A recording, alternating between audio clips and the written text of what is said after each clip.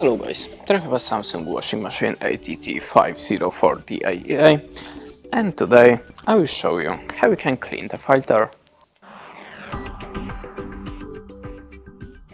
So in the first step, pull up this thing and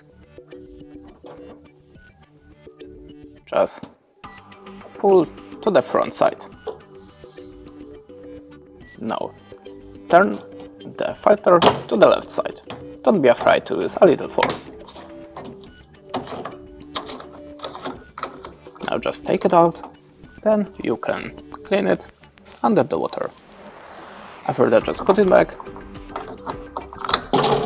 and turn to the right side. Close the cover, and that's it.